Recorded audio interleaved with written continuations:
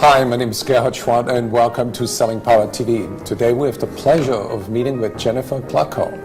And she is a very interesting sales trainer with lots of experience about New York City. Welcome, Jennifer. Thanks. What's it like to be a saleswoman in New York City? Being a saleswoman in general in a male-dominant field is interesting for sure. You have to stand out and you have to do things to be taken seriously, because when you're in a room with all males, you know, they're automatically sometimes making the assumption that you're not as good as they are. In fact, you could be better than they are. Right.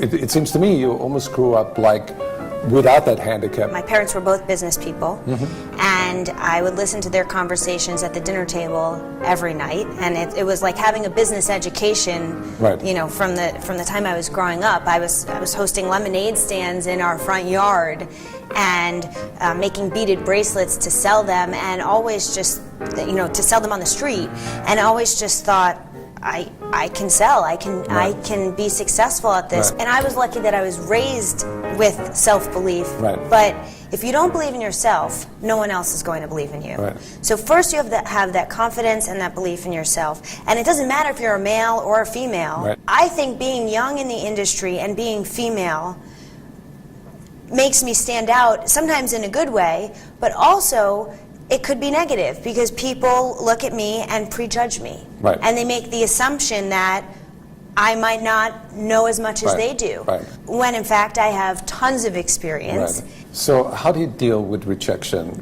I love when someone tells me no, because I get such a rush and it's so exciting to me, and it's like, okay, now it's a game. How am I going to get them to say yes? And I have to think about every avenue, and that's what all sellers need to think about. Every Right. avenue to get to that yes. One of the things my mom taught me from a young age is, if you don't ask, you don't get. And I was thinking about earlier today, there was one school I really wanted to go to, Washington University in St. Louis, and I ended up getting accepted. But it was a reach school for me, because my test scores, or, you know, I was having a little too much fun in high Right. school. So I did whatever it took to get there.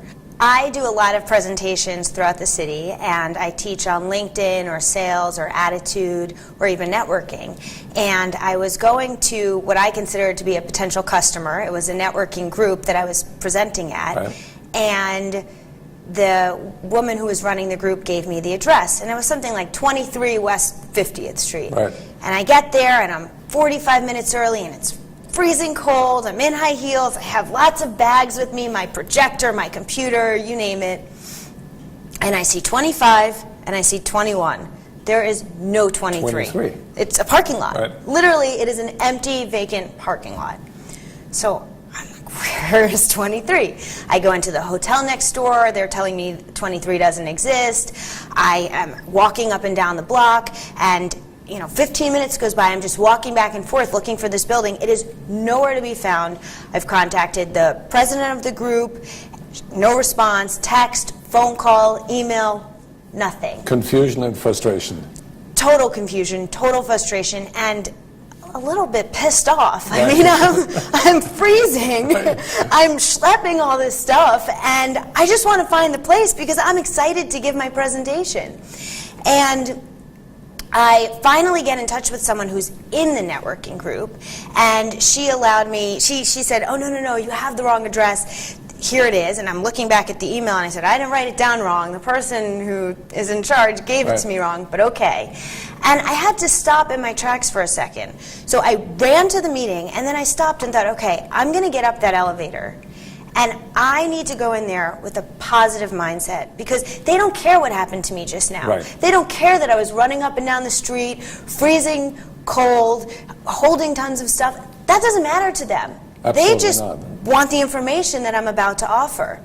And so I played a little music in the elevator on my iPhone and my headphones, and I just pumped myself up, walked in there, changed my attitude, and rocked it.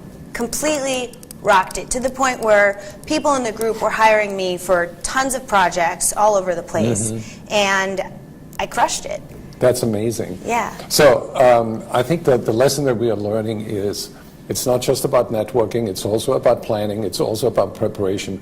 and it's about your mindset. Absolutely. Right. Absolutely. And in New York, especially, and anywhere in the world, you have to be resilient.